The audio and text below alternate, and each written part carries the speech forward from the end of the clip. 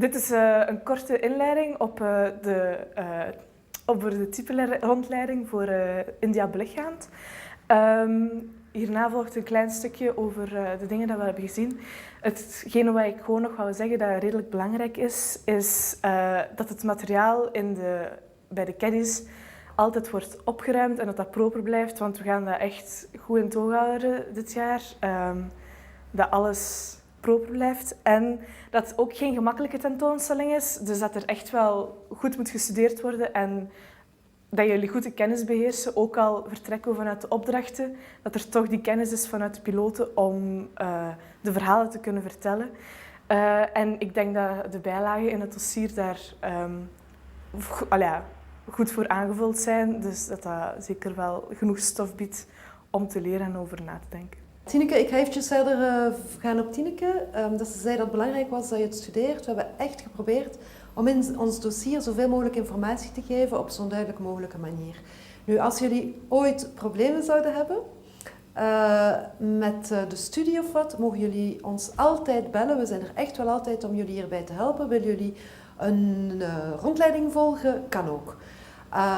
Waarom willen we dat jullie materie goed beheersen? Dat is omdat we willen dat jullie op de meest spontane manier de boodschap kunnen overbrengen naar de kinderen toe.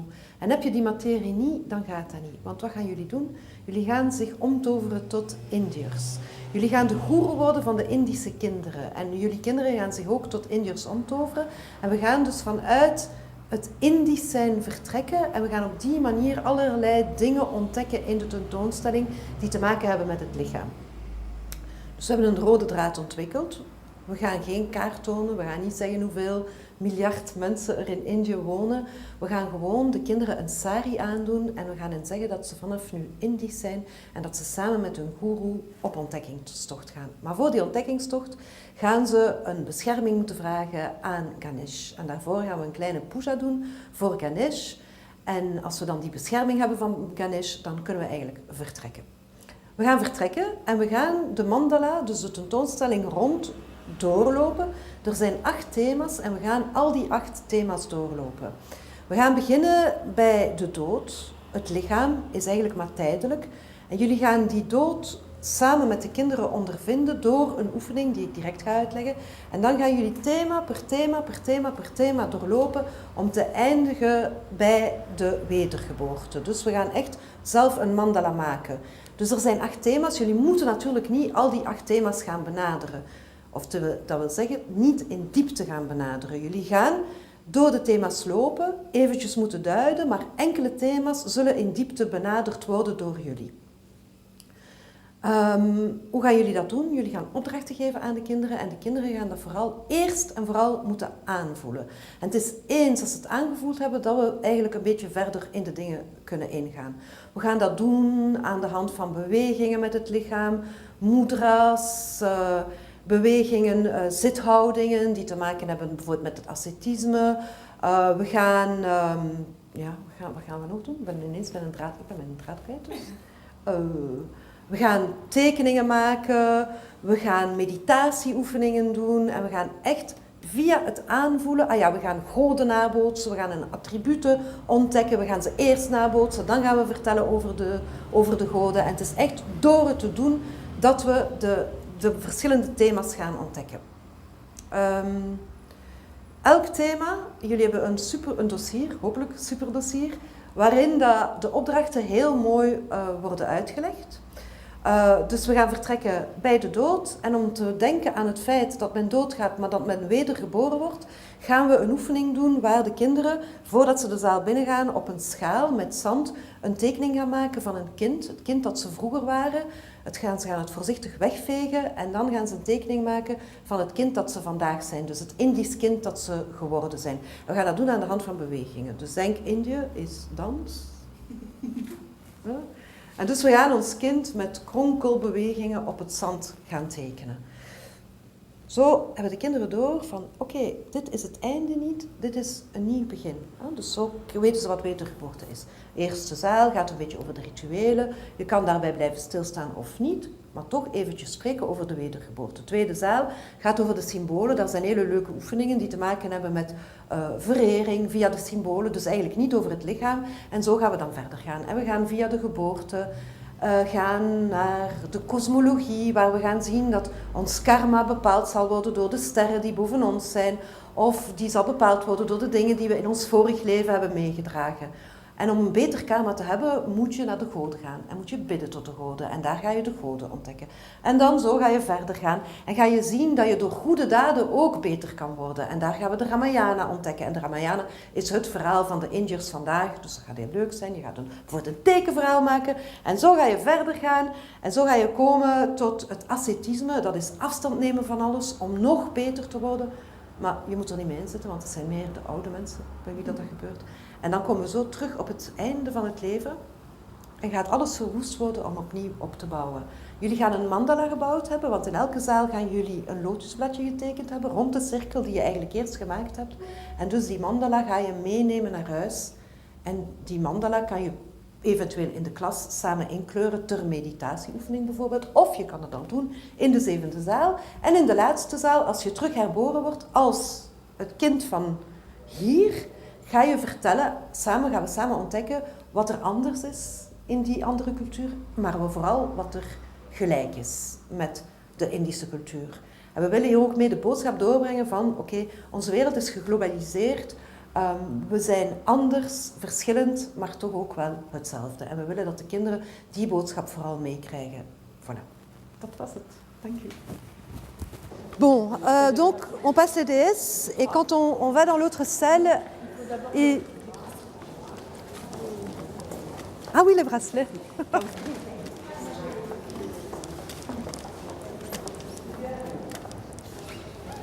Si vous voulez parler à deux, vous pouvez parler l'une à l'autre. On vous entendra. Tu veux expliquer? Oui, je vais expliquer. Ah, attends, t'as besoin du micro? Passez-le, tenez-le comme ça peut-être, hein. Juste. Voilà.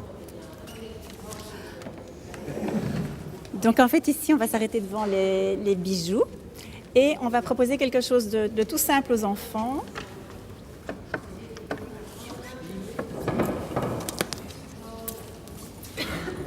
On peut le mettre sur le bas de la micro. Où ça? En fait, en observant les bracelets, on voit que il y a plusieurs sortes de bracelets qui sont là. Et en fait, en Inde, les bracelets sont pour les femmes un symbole de fertilité. Et pour les enfants et pour les adultes aussi, en fait, c'est un symbole de, comment dirais-je, de protection, d'accueil et de protection. Donc on s'était dit qu'on allait faire simplement un petit bracelet avec les enfants. Troisième, voilà. Et donc, on va vous demander quand même de ne pas être trop généreuse avec les, comment dirais-je, avec les fils qui feront les bracelets, parce qu'en fait, c'est vrai qu'il y aura, à mon avis, des centaines de parcours découvertes, enfin on espère. Et donc voilà, donc vous allez couper chaque fois la taille d'un bracelet. Donc il y a des ciseaux juste à côté. Et il y aura une multitude de couleurs ici au niveau des petites perles. Et il s'agit simplement de prendre une petite perle et de l'attacher. Et alors ce que je propose, c'est que ce soit les pilotes qui en fait fassent le nœud, parce que ça risque d'être peut-être un peu difficile de faire le nœud. Et voilà, et donc on va se retrouver avec voilà, un petit bracelet de couleur pour chaque enfant. C'est bien? Voilà. Tu as encore, en fait, tu peux même en faire dans la salle, la première salle, parce qu'il y a aussi des petits talismans là-bas, de protection, si vous avez vu. Et tu peux aussi le faire dans la salle où il y a le grand totem, parce que là où ici, il y a des bijoux. C'est un peu tard peut-être pour la protection, parce que bon, mais bon. Pour le début, voilà, il y a des places partout. Voilà. Alors, dans la prochaine salle, c'est les naissances miraculeuses. Et il y en a deux nous, on trouvait fort intéressants. C'était justement cette naissance de Krishna qui est très parlante, que Flore va vous raconter. Non, mais tout, voilà, tout est raconté dans le... Un tout petit peu, dans le truc. Peut-être. Oui. Et il y a aussi la naissance miraculeuse de Bouddha, parce qu'on a raconté Bouddha, et là, on peut peut-être jouer sur ce qu'on a déjà raconté sur Bouddha dans l'autre salle. Voilà. Mais non, ça va pas parce que... On peut aller au Bouddha, peut-être.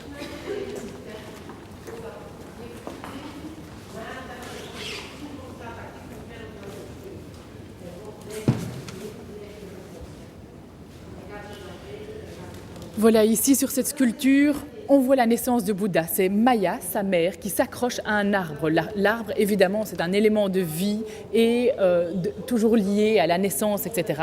Et donc Maya s'accroche aux branches de l'arbre pour donner naissance à Bouddha qui sort de sa côte. Et il est représenté 2 fois ici.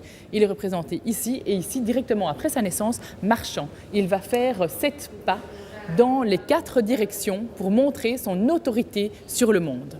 D'accord ? Et donc voilà le petit Bouddha qui est déjà grand.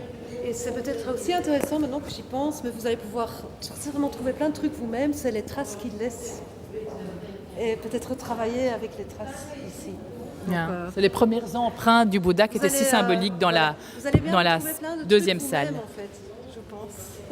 Qui sont les gens autour Ah, ici, ce sont des princes. Comme c'est une reine, c'est une reine. Ça, c'est vraiment l'habillement typique des princes à l'époque du Gandhara, etc.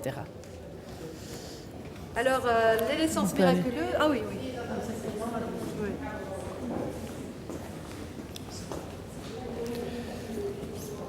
Donc, ici, dans les gouaches, on est siamoises. Donc, dans les gouaches, vous allez retrouver l'histoire de Krishna. Donc, c'est un peu comme une bande dessinée. De nouveau, il y a Krishna qui va naître là en prison. Et puis, il va y avoir énormément de gens qui viennent découvrir ce Krishna, qui ne sera plus en prison parce que son père va être délivré par Vishnu au moment où Krishna doit naître. Eh bien, Vishnu apparaît à ses parents qui sont enfermés dans une prison. Je ne vous raconte pas toute l'histoire parce qu'elle est super longue et que j'ai tout mis dans le dossier avec en gras les parties importantes qui sont en fonction des œuvres qui sont ici, d'accord ? Donc vous allez comprendre pourquoi ils sont en prison, parce qu'évidemment, on lui a prédit que le 8e enfant de cette femme allait tuer le roi, qui est un roi épouvantable. Et donc, ici, les parents de Krishna sont en prison. Vishnu va leur apparaître pour dire que Krishna va naître cette nuit et qu'ils doivent aller apporter Krishna dans une autre famille qui vient justement d'accoucher d'une petite fille. Et donc, le père va être délivré de ses liens. On voit les gardes qui sont endormis. Il peut quitter sa prison. Il va dans la maison déposer l'enfant qui aura une aura extraordinaire et tout le monde va venir apporter des brins d'herbe. Peut-être justement Pascal disait des brins d'herbe parce qu'il va être berger. Hein. Ce sera l'amoureux chéri de toutes les bergères. Donc c'est peut-être un rapport avec sa fonction future. Et donc on vient apporter des offrandes, etc. à ce petit bébé Krishna. Mais malheureusement, le roi a demandé à une démone, parce qu'il sait bien que cet enfant vit, a demandé à une démone d'aller tuer le bébé. Et la démone enduit son sein de poison, nourrit tous les bébés de la ville, des villages, etc., jusqu'au jour, donc elle tue les bébés les uns après les autres. Bon, ça, on va peut-être pas trop insister pour les enfants, mais en tout cas, la démone voulait empoisonner Krishna. Elle arrive auprès de Krishna. Sa mère lui fait confiance parce qu'elle s'est transformée en une belle jeune femme, très avenante. Et donc, la mère lui confie Krishna. Puis elle se cache dans la foule, elle nourrit l'enfant Krishna, mais qui lui est d'une puissance tellement divine qu'il prend toute la substance de la démone et que le poison qu'elle porte sur son sein n'est pas assez fort pour endormir à jamais le petit Krishna, pour le tuer. Et donc c'est elle qui meurt. Et là on la voit retransformée en démone. Ici elle nourrit Krishna, elle est encore une belle jeune femme, et ici elle se retransforme en démone. Voilà. Au départ, elle est démon aussi, alors, puisqu'elle empoisonne Krishna. Oui, elle est démon. Depuis le départ. Démone, oui. Depuis le départ. qui racontait qu'ici, en fait, il n'était pas Par la pensée, et qu'il l'a tué par la pensée. ça n'a pas d'effet. Que ça n'a pas d'effet là-bas. Complètement. Il l'a pris, c'est sa pensée, par sa pensée. Ah oui. Oui. Il y a plusieurs. On va entamer le prochain thème, c'est la cosmologie, l'astrologie. Et là, c'est la même chose, on va vraiment partir à la découverte. On va regarder avec les enfants dans quelle mesure eux-mêmes croient encore dans l'astrologie. Et donc, je ne sais pas si vous avez vu, mais au centre, il y a un pilier avec les signes d'horoscope des enfants, de nous. Des signes d'horoscope. Et en fait, on va aller vers le pilier, vous allez vous mettre devant votre horoscope, ce sera peut-être plus Un facile. instant, voilà, le code pour le caddie, c'est ici. On a encore des problèmes avec la lumière, mais on va le faire cette semaine encore. Donc, j'aime bien que quand il n'y a pas de matériel ou c'est presque vide, vous me téléphone ou envoyez un petit mail et moi je vais le remplir. Mais reste un petit peu proper houden en een beetje opruimen af en toe. Merci. On va rentrer dans un temple.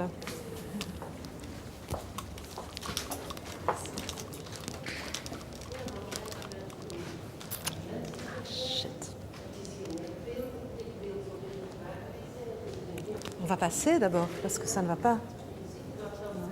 Zouden we niet beter eerst deze zaal skippen, want zij staat hier nu met volk. On va aller vers un autre temple. On va prendre l'autre salle parce que comme la guide est occupée ici, on le fera quand elle sera partie, ce sera mieux. Donc on va d'abord faire les dieux. Donc c'est à toi. Les dieux, non. Ah oui. Oui, les dieux, c'est à toi.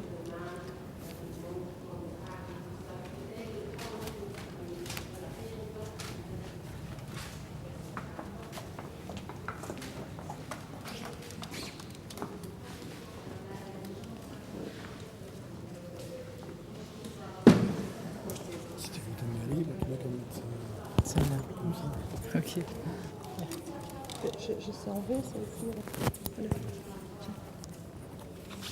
Alors, ici, on se trouve dans le jardin des dieux. Et le jardin des dieux est habité par 3 temples qui sont dédiés à différentes divinités. Alors, on pourrait se dire, évidemment, c'est la Trimurti, ce serait bien facile. Eh bien non, ce n'est pas la Trimurti. Parce que dans la Trimurti, vous avez Brahma, Shiva et Vishnu. Et en fait, Brahma, il est dit qu'il ne donne il n'accomplit aucune prière. Et donc, il n'a presque pas de dévots. Brahma, c'est le créateur, c'est un peu le dieu suprême, mais qui est tellement un dieu considéré comme hautain et qu'il ne va pas s'abaisser à exaucer les prières des dieux. Et donc, inutile de le prier, il n'y a pratiquement pas de temples qui sont dédiés à Brahma. Donc, ça n'aurait pas été normal de créer ici un temple pour Brahma. Par contre, on en a fait un pour Shiva, un autre pour Vishnu, et puis un autre pour Devi. Devi, qui est-elle? Eh bien, c'est la grande déesse. La grande déesse, et toutes les déesses que l'on voit en fait dans l'exposition sont une facette de cette grande déesse, de cette grande Devi. Mahadevi, on l'appelle ou Durga. Là, vous connaissez Durga puisque c'est la déesse qui est au début de l'exposition, que l'on voit avec de nombreux bras et on la voit justement avec un démon à ses pieds et que l'on va retrouver ici dans le temple qui lui est dédié. D'accord? Donc on va commencer par... oui, on va peut-être d'abord expliquer ce que l'on attend des enfants ici. C'est qu'on voudrait les séparer en 3 groupes différents. Et ils doivent aller explorer chacun un temple. Groupe 1, premier temple, groupe 2, deuxième temple, etc. Et ils doivent aller observer les dieux, voir ce qu'ils ont vu, quelle est l'attitude des dieux, quels sont leurs visages, comment est leur visage, mais surtout, quels sont leurs attributs. Parce qu'on va parler des attributs des différents dieux qui se trouvent ici. D'accord? Et puis, on va rassembler les différents enfants et on va leur demander quels attributs ils ont trouvés. Dans le tiroir qui ne s'ouvre pas, on a les différents attributs des dieux, d'accord? Donc on a la conque, etc. Il y a tout un dossier très intéressant avec la signification de la roue, le cercle que tient Vishnu, le tambour de Shiva, la conque, le lotus, etc. Et donc on a toutes des explications dans le dossier, on ne va pas rentrer là-dedans maintenant. Ça va? De toute façon, on est là si vous voulez nous appeler ou quoi. Voilà. Et aussi, il y a quelque chose qu'on peut faire, les aider un tout petit peu. On leur donne un dieu, par exemple Shiva, et ils vont devoir observer un dieu pour retrouver les attributs. Parce que de temps en temps, s'ils vont aller dans un temple, ils voient tous ces attributs, ça peut être un peu difficile. Donc si le pilote va, tu vois, vous allez un peu diriger la chose. Vous dites, Donc on voilà, va vous montrer on va voilà, vous montrer les dieux différents qu'on avait dieux. choisis. Et puis les enfants vont revenir, ils prennent les attributs, mais ils peuvent prendre la position de ce dieu. Donc, et souvent, bon, ils ont plusieurs bras, donc vous allez devoir prendre les positions où plusieurs enfants vont devoir jouer ce dieu un derrière Oui. l'autre et vraiment jouer avec les positions, qui est encore une fois jouer avec le corps, naturellement. On disait aussi qu'en fait, ils pouvaient choisir un des dieux qui leur parlait le plus. Oui. Ah, après. Après. On va d'abord montrer les dieux. Ok. Donc ici, pour le temple de Shiva, le Shiva que l'on a choisi n'est pas dans le temple de Shiva. Il est à l'extérieur, mais c'est pas grave, c'est parce que c'est le Shiva peut-être le plus normal. On avait parlé tout à l'heure des mudras. Et donc ici, vous avez une mudra qu'on appelle la Varada Mudra. C'est dans les feuilles. La Varada Mudra, c'est le geste de don, d'accord, que l'on va retrouver sur le Bouddha aussi. Et puis ici, on voit le tambour qu'il agite quand il fait de la danse cosmique, et puis le rosaire. Les explications sont dans le dossier. Les perles, ce sont les larmes de Shiva, etc. Et position aussi, l'asana. Là, c'est pas la mudra, l'asana, c'est la position des jambes. La position des jambes, c'est de l'aisance royale. Donc, il est le Shiva qui se repose. Voilà, on peut... Évidemment, ils vont reconnaître ici Ganesh, avec son gros ventre et son paquet de bonbons, toujours, parce qu'il est extrêmement gourmand. Donc, ils vont sans doute s'arrêter devant ce petit Ganesh, qu'ils pourront aussi, après, lorsqu'ils vont choisir leur divinité, celle dont ils se sentent le plus proche, ils pourront peut-être dire « Oui, mais moi, je ne veux pas une divinité qui se trouve dans ces temples, mais je voudrais Ganesh. » Voilà.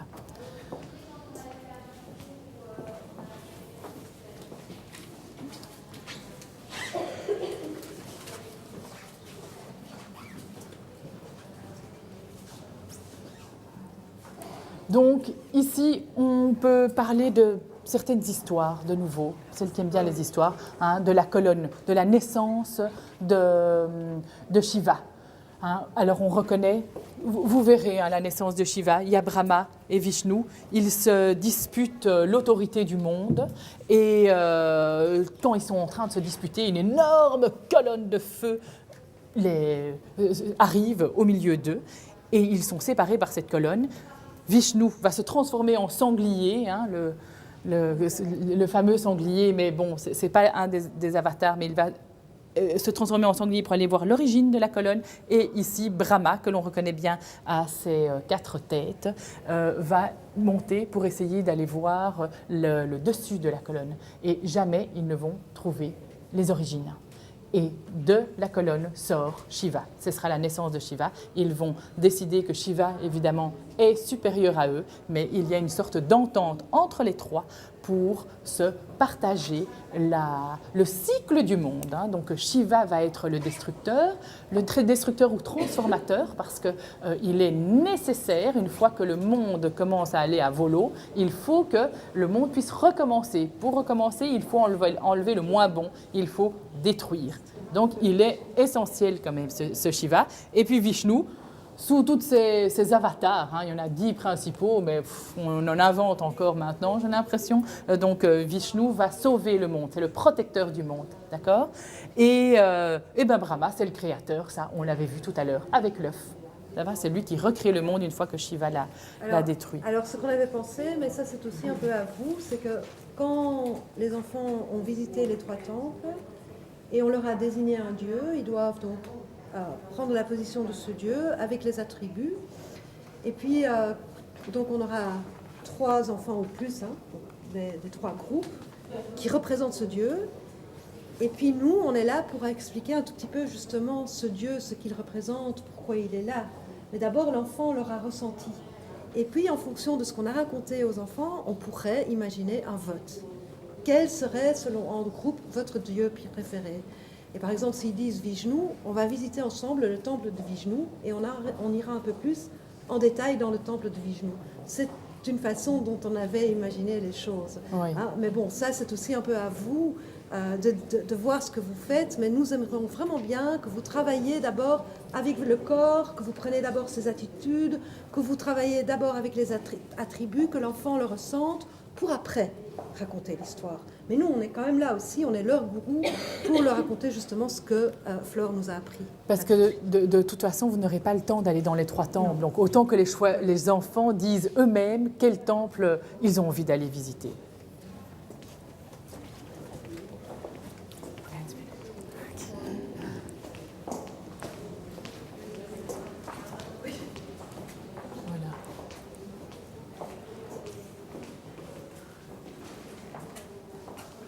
Voilà. On va poursuivre parce qu'on est rentré dans leur dossier.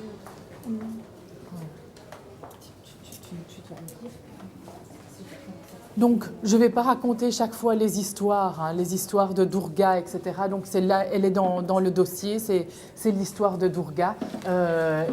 Tous les dieux lui ont prêté leurs armes pour pouvoir combattre un démon. Et tout ça oui. est... Un petit appel, on a encore besoin de quelques attributs parce qu'on n'a pas tout. On a vraiment pris des petits attributs qu'on puisse les mettre dans le tiroir. On a un petit trident. Shiva, on a une petite fleur de lotus, on pensait peut-être au petit truc de gâteau, on n'a pas encore ça. Si, le disque, tu l'as fait. Le disque, tu l'as. Oui. Ok, mais je vois ici par exemple qu'il y a un arc à flèche et peut-être aussi un zwag. Si jamais vous avez des petits trucs un peu plus petits. Mais parfois, ce ne sont pas toujours les attributs des dieux, ce sont aussi leurs armes magiques qu'ils ont prêtées à Durga. Donc, il faut, je crois qu'on doit... Mais on peut les mettre Une là. lance, ce serait pas mal, parce que si on fait Durga, une lance serait quand même bien. Ouais. Il y a aussi le lasso. Le lasso, on a un lasso, on a une fleur de lotus, on a un disque, on a les coquillages, on n'a pas encore mis besoin, on a les coquillages, et donc on a encore besoin d'un petit tambour. Ça, on trouve. Si, on a le petit tambour. Si la musique veut bien nous le prêter. Sinon, là... Pas pour tous les caddies, mais pour 2. Ah bon, Et puis 2 tambours. Tu dois les... Ah oui. Ok, bon, c'est déjà ça, hein. C'est déjà chouette. Ça va. Je ne sais pas si Vishnu est lui. Ah oui, le Bouddha. Ah, non, oui, le Bouddha.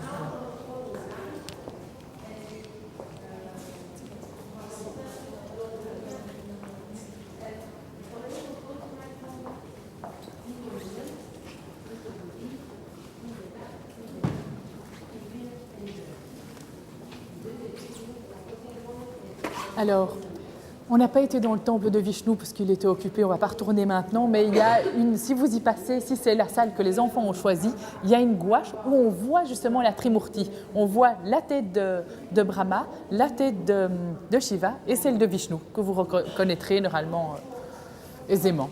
Alors, autre exercice ici, ici vous reconnaissez ce personnage? On est loin des... Donc, on n'est plus dans le monde des dieux hindous, mais évidemment, il y a beaucoup d'éléments qui vont être repris. Ici, c'est Bouddha. Alors, Bouddha va en général faire des mudras. On a toute une liste des mudras. On peut observer les mudras sur d'autres sculptures qui sont ici dans la salle. Les mudras, ce sont les gestes des mains.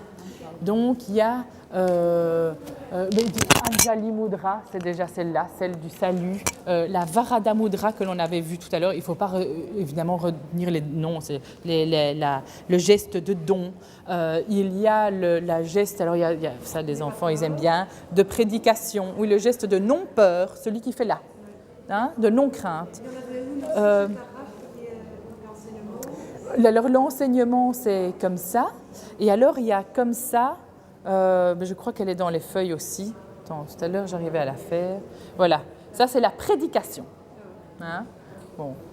Et il y en a une de Tara, je sais pas. Oui, et la Tara, c'est l'enseignement, je crois qu'elle est en train de faire, hein, quelque chose comme ça. Elle est là derrière. Et donc, on peut demander aussi aux enfants d'observer, hein, si vous avez mis l'accent sur ces gestes. En fait, pourquoi est-ce qu'on met l'accent sur ces gestes? Parce que dans la culture indienne, tout le corps parle. Ce n'est pas seulement la voix. Les danseuses, quand elles dansent, elles sont en train, de raconter une histoire. Elles racontent une histoire. En fait, avec leurs gestes, avec leurs mains, il y a tout un langage. Et donc, ces sculptures qui sont là, ils sont la présence divine, parce qu'il y a tout un rituel aussi, ça on voulait aussi en parler, il y a tout un rituel pour créer les différentes divinités. On ne les fait pas n'importe comment, il y a des mesures, le fameux thala, la mesure entre le menton et le front, qui est plutôt ou moins cette mesure-là. Tous les corps sont créés sur cette mesure. Il y a tout un rituel pour ouvrir les yeux de la divinité. Ils sont la présence même de la divinité. Et cette divinité doit parler à travers des mudras. Donc on peut dire à l'enfant, eh bien, qu'est-ce que tu imagines que Bouddha pourrait te dire maintenant ? Eh bien, oh ben oui, je crois qu'il a envie de me donner un gâteau, je ne sais pas quoi. Enfin, les enfants, on peut laisser aller l'imagination des enfants. Et donc, il peut faire le geste de don, ou bien non, là, il a envie de méditer. Donc on peut demander aux enfants de mimer le geste qu'il voudra. Et le son, est-ce qu'on va en mettre dans les caddies plastifiés ? Ça, on n'avait pas encore, mais ce serait chouette de faire... de toute façon, vous les avez dans votre dossier. Il faudra peut-être qu'on les montre. Voilà. Donc, Mais sur cette scène. c'est clair dans le dossier. Oui, c'est clair dans le dossier. On y va.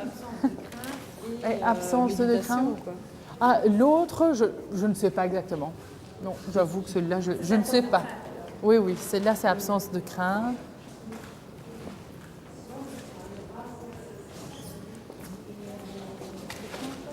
Macara. Ça, c'est un animal marin.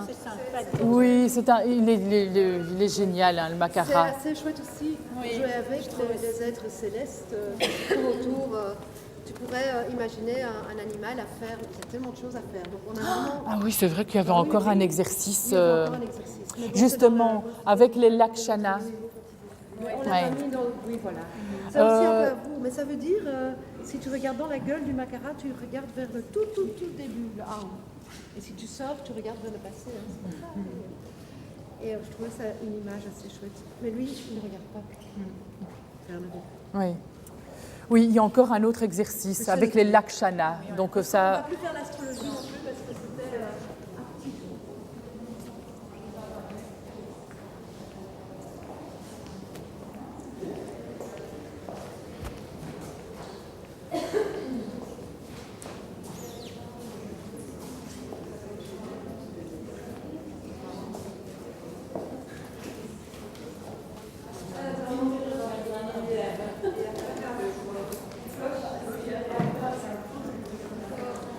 Donc, pour la salle des dieux, ici, la salle des héros, et pour la salle de l'ascétisme après, il y a une sorte de fil rouge dans ces trois salles, de lien, parce que c'est une manière pour les gens de gravir les échelons, d'alléger son karma, hein, parce que toutes les bêtises que l'on a fait pendant la naissance précédente, eh bien, on les porte dans la renaissance future. Et donc, pour alléger son karma, eh bien, il faut soit être dévot, aller prier au temple, c'est ce que nous venons de faire, donc voilà, notre karma est déjà un petit peu allégé, ou bien alors, on peut choisir de devenir un héros. Ah, c'est pas si facile parce que, comme on l'a vu tout à l'heure, oh non, on va le voir tout à l'heure parce qu'il y a la salle de la cosmologie. Oui, c'est ça, vous verrez, hein, la salle de la cosmologie est super bien expliquée dans le dossier, mais bon, normalement, notre destin est écrit dans les étoiles. Mais tout de même, en Inde, il nous reste une chance. Tout n'est pas inscrit sur notre destin est épouvantable dans les étoiles. Non, on peut prendre son destin en main et devenir un héros, devenir quelqu'un et changer son karma, l'améliorer par les actes que l'on va poser ici sur Terre. Et donc, les rois en général et tout le monde en Inde veut essayer de s'identifier à un héros. Le héros que l'on a choisi dans cette salle, et qui est bien représenté, c'est Rama, hein, puisqu'on reste un peu dans cette lignée du Ramayana, qui est vraiment une des deux épopées fondamentales de l'hindouisme, la plus ancienne. Et donc, Rama, on va le retrouver plusieurs fois. Il est ici, sur son char. Il est là, avec un ami, un vautour, Vatayu. Et on va plutôt s'intéresser à ces gouaches qui sont ici, qui ont des couleurs extraordinaires. Et là, ce n'est pas Rama, c'est Hanuman. Donc, si vous avez aussi envie de varier les histoires, vous pouvez raconter les histoires d'Hanuman, qui est un singe, qui est le général des singes et qui va aider Rama dans sa quête pour retrouver sa Sita qui a été enlevée par Ravana. Donc ça, je ne vous l'ai pas raconté tout à l'heure, mais c'est dans le Ramayana, hein, dans l'histoire. Donc elle va être enlevée par un démon, le fameux démon que Rama est censé éliminer. C'est pour ça qu'il s'est incarné dans Rama, c'est pour l'éliminer. Et Hanuman l'aide dans cette quête. Ici, il y a une très belle gouache où on voit Hanuman qui est en train de prier Shiva, et Shiva qui est le maître des animaux. Il est dans un jardin plein d'animaux. Il est en train de prier pour que Shiva lui accorde des faveurs, des pouvoirs magiques pour pouvoir atteindre Lanka, l'île dans laquelle est emprisonnée la petite Sita. Et ici, on le voit en train de voler parce qu'il a eu ses pouvoirs. Et il est en train de voler parce que c'est une île et donc il faut avoir une puissance extraordinaire. Donc, voilà, donc je laisse la parole à Catherine qui va expliquer les œuvres. Non, en fait, c'est simplement une petite idée de, comment dirais-je, qu'on pourrait faire avec les enfants. En fait, c'est simplement prendre ce petit carnet, l'ouvrir et essayer de percevoir un petit peu l'histoire du Ramayana et ce que les enfants ont vraiment retenu. Essayer de justement le dessiner un petit peu sous forme de BD. C'est-à-dire qu'on diviserait, dans le petit carnet, on diviserait les feuilles en deux, par exemple. Maintenant, c'est vous qui décidez. Si vous avez envie de comment dirais-je, que ce soit dans le sens horizontal ou vertical, ben ça c'est tout à fait comme vous avez envie. Mais il faudrait vraiment que les enfants puissent, à l'aide du crayon noir ordinaire, tout simplement dessiner des espèces de cases en les divisant, soit divisant le papier en 4 ou en 2 dans le sens horizontal ou vertical. Et donc, on aimerait bien qu'il y ait une espèce de petite BD comme ça, que l'histoire se suive et voilà. Alors, tant qu'on est dans Hanuman, pour celles qui font les stages ou les anniversaires, je vais vite vous montrer un petit Hanuman fait en terre, pour celles qui veulent le voir. Et donc, il est ici.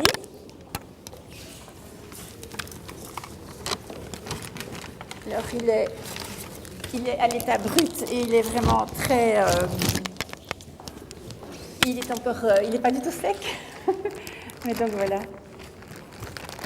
On reconnaît bien sa tête de singe. Voilà, Hanuman.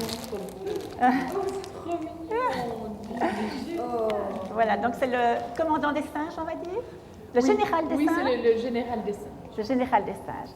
Alors, à mon avis, les enfants vont craquer pour Hanuman parce qu'il est super chouette et que si vous avez envie, aux anniversaires ou au stage, de le fabriquer en terre, eh bien, voilà. Donc, il y a soit le Ganesh ou alors il y a soit Hanuman.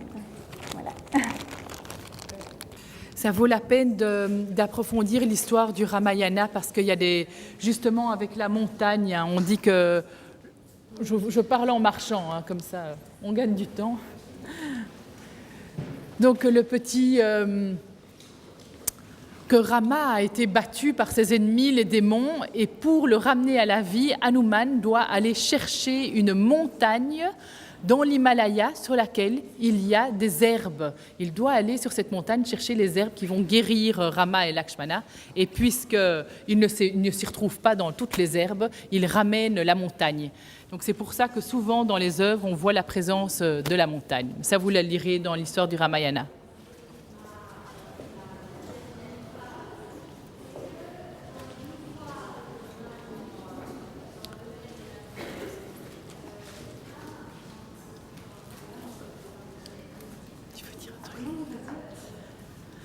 Donc, ici, troisième manière d'alléger son karma, alors là c'est la voie la plus rapide, c'est l'ascétisme. On oublie presque totalement son corps, ses besoins, ses désirs pour atteindre plus rapidement la moksha ou la joindre, ou en tout cas améliorer son karma. Alors je trouve que l'ascétisme, c'est quand même un élément assez difficile d'en parler aux enfants. On peut peut-être justement pour leur parler d'ascétisme, leur parler de l'encombrement matériel que l'on peut rencontrer dans la salle vidéo. Tu vois, hein, que dans cette salle vidéo, eh bien, c'est parce que je crois que ce sera plus parlant pour les enfants de montrer tout cet encombrement et qu'eux sont encombrés et que donc justement... Est-ce que je ils peux vont- t'interrompre, Oui, Louise? Parce que l'encombrement, je ne sais pas si vous êtes déjà passé par cette salle, mais moi, je suis venue avec mes enfants. C'est le highlight de toute l'expo pour les enfants. C'est aller dans la salle parce qu'il y a une projection, il y a des choses qui te tombent sur la tête. Et comme Flore dit, oui, tu peux parler de l'encombrement Oui, matériel. de dire, mais regardez comme vous êtes lourd maintenant, vous êtes écrasé par cette société et vous ne pouvez même plus respirer tellement toutes ces choses vous encombrent. Sortez de ça, on sort de la salle et maintenant, on n'est plus l'ascétisme et on se sent beaucoup plus léger.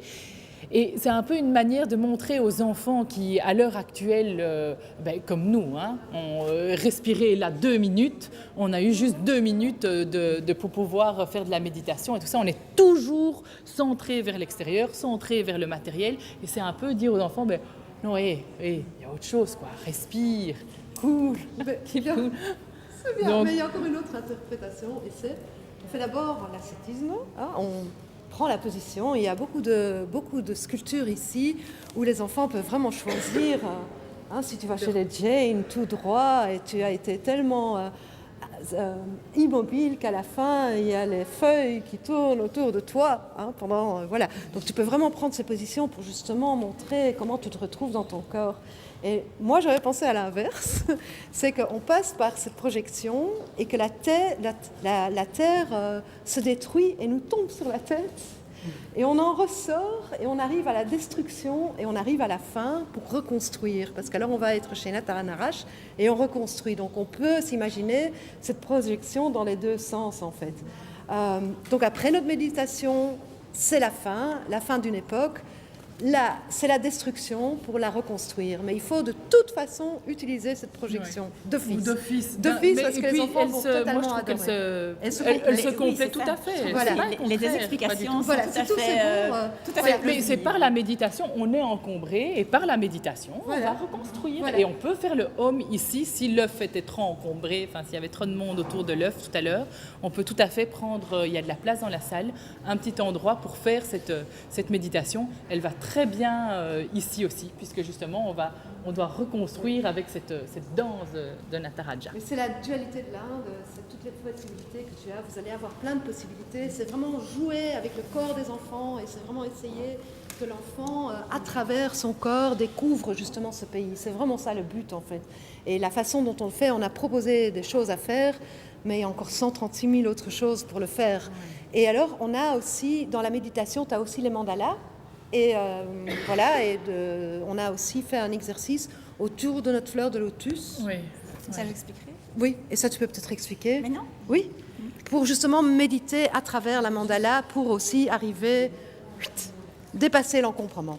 Juste un petit mot sur ça, c'est assez extraordinaire, c'est minuscule, mais c'est bien pour montrer un peu l'observation, pousser l'observation chez les enfants, c'est de dire mais à partir de quand les hommes méditaient. Et là, vous voyez un petit cachet qui est extrêmement ancien. Et on voit déjà un homme en train de méditer. Donc c'est amusant aussi pour les plus grands qu'ils aillent à la découverte et qu'ils disent, d'après vous, d'après cette salle, à partir de quand on médite? Eh ben, finalement, on ne sait pas, parce que c'est tellement ancien. Voilà. Alors en fait, je ne sais pas si vous vous souvenez, mais tout au début, on avait dit qu'on commencerait par un pétale de fleur de lotus.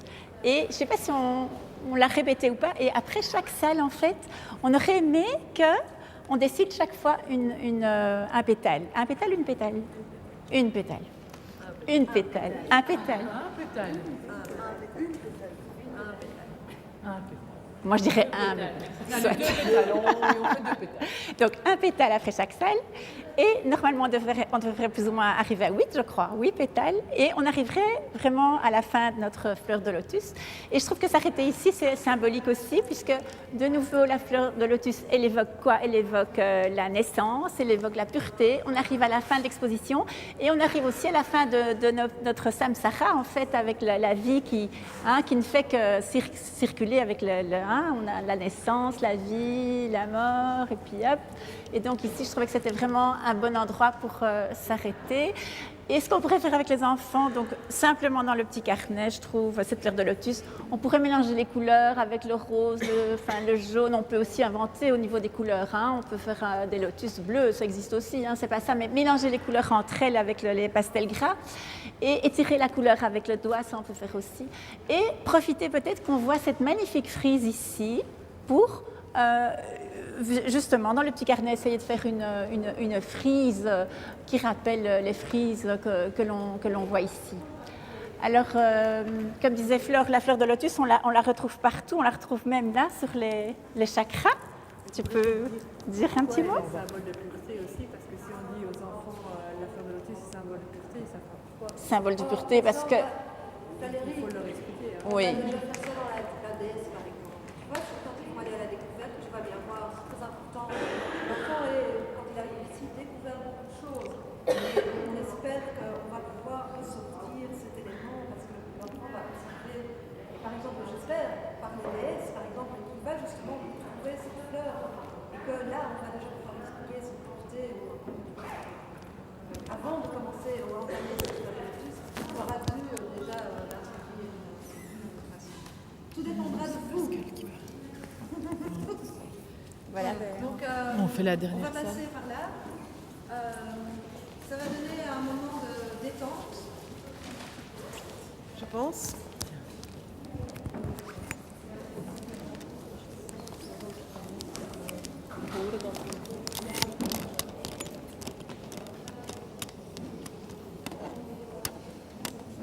Ouais, ça y est, c'est toujours sur moi. Bang! Ça reste accroché, tu vois.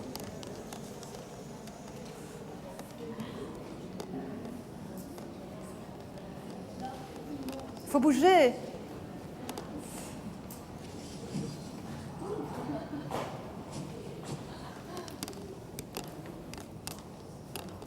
Faut bouger, hein. Vous êtes pas assez enfant là. Il faut bouger, bouger.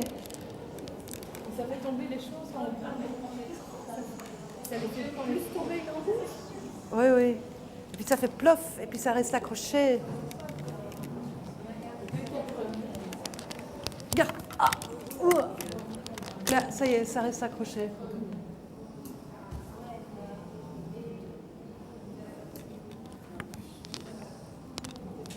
Ah. Ah. Fais-les bouger, fais-les danser, fais-les...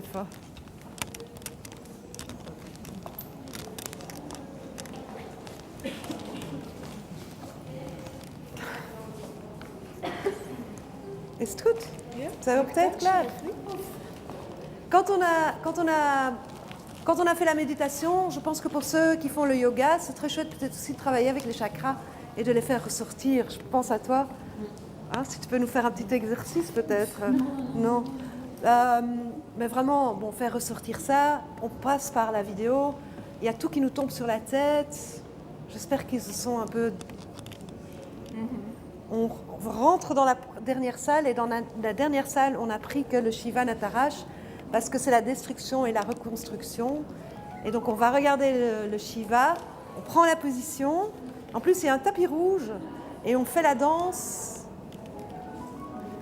de la destruction et reconstruction.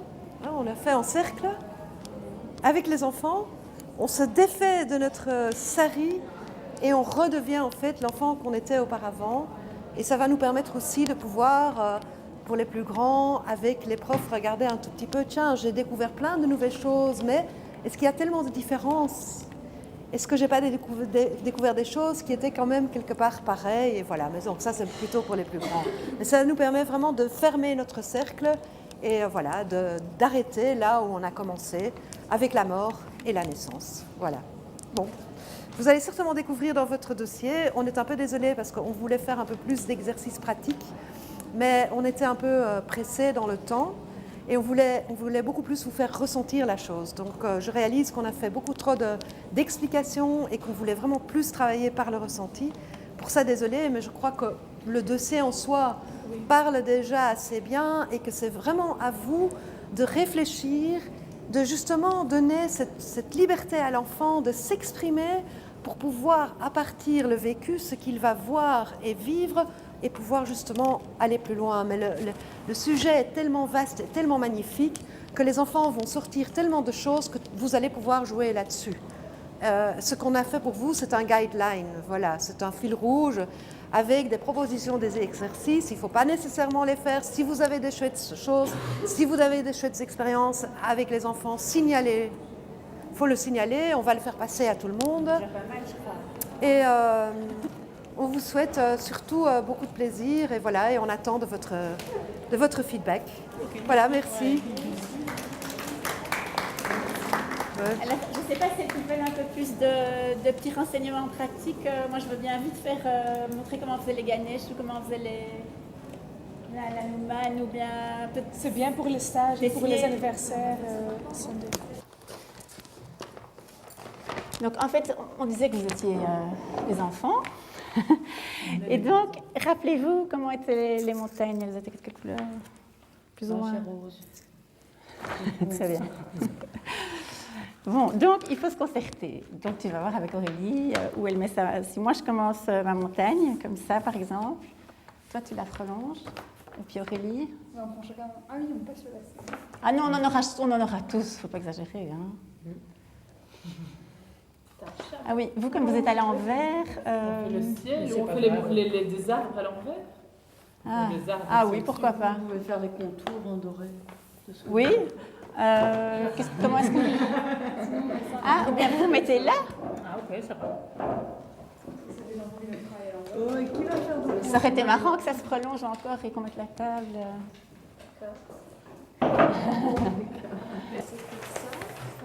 Donc en fait, ça, vous vous rappelez, c'était la vitrine avec la naissance de Parvati.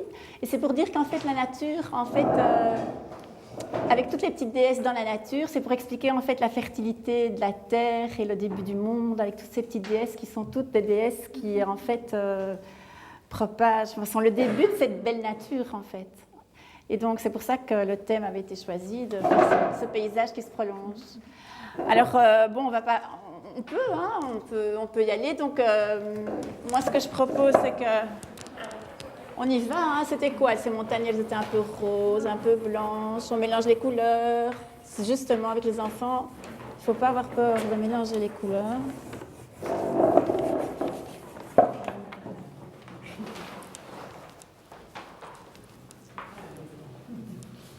C'est le monde là. C'est partagé. Ça ferait quoi? Allez, on ose mettre du rose. Allez. Madame, elle a dit que c'était moche ce que je fais.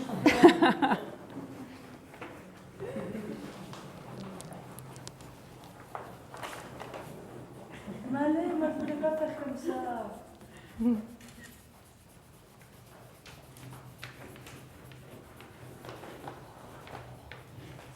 Moi, je t'aime. Tu peux dire merci, maman.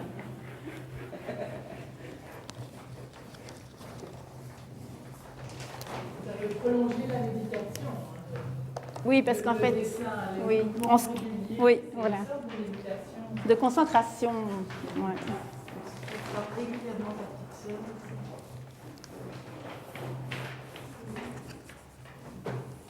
C'est vrai que tout le monde s'applique bien. Ah ouais, c'est parce qu'on est sage.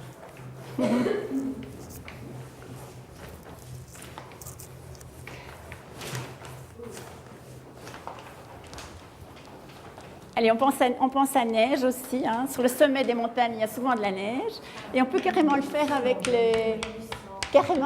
la pointe du pastel, essayer de faire des traces comme si c'était vraiment de la neige. Je sais pas moi. Le rouge était plutôt en dessous, non? Oh, bah alors tu rajoutes par au-dessus. Par au-dessus, par en dessous. On fait ce qu'on veut avec les pastels gras. C'est ça qui est chouette, c'est qu'on peut mélanger les couleurs, on peut faire des traits.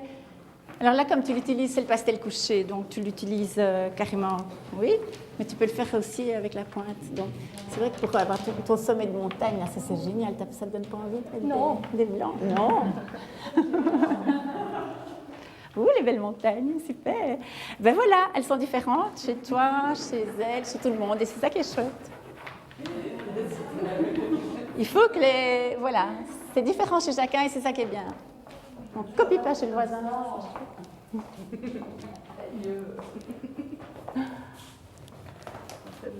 Oh.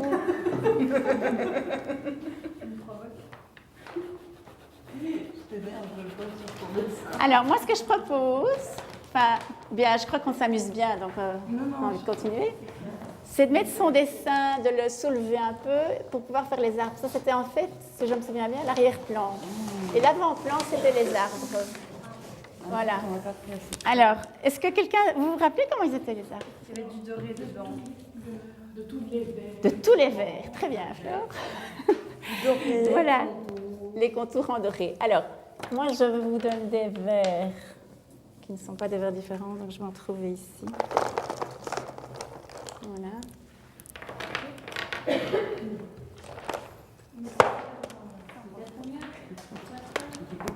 Voilà, je vous laisse plonger dans les verres.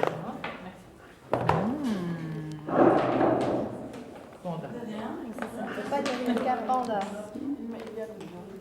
Ils sont un peu mélangés.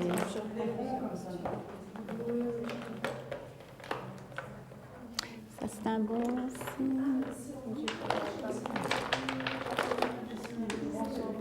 Ça aussi. Ça, c'est toujours la même couleur. Ah. Je peux ouvrir une autre boîte sinon, parce que ça, c'est pas des très bons. Ça donne pas le même effet.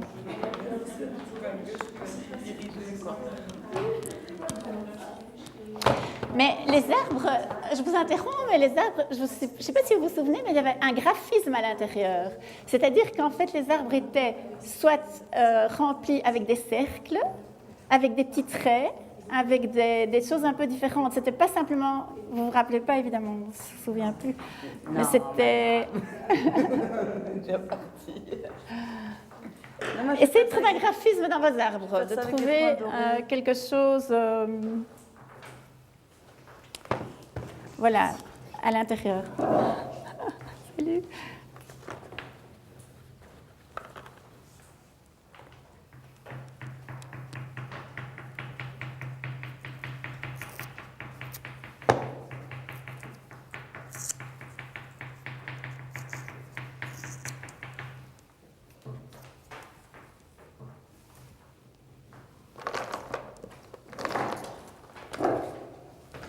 Tineke, c'est doré ou c'est ocre ça? Ça c'est ocre. Non, il me semble bien.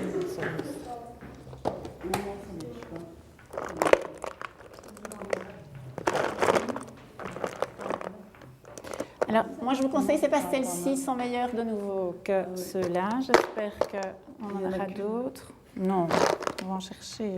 On peut essayer. Essaye un peu de cerner autour. J'ai essayé, regarde ça. Ça donne pas grand-chose. Ah, autour, je peux encore regarder. C'est presque la même couleur que le trèfle. Ici, essaye avec celui-ci. Et tous les arbres étaient de couleurs différentes, mais il y avait un arbre très foncé et Non, il y avait plein de... les... Non, d'après moi, il y avait plein de Mais verts, ils étaient mélangés dans un seul arbre. il me semble. Et alors, effectivement, sertis de doré. Ceux-ci seront meilleurs, ces pastels gras-ci.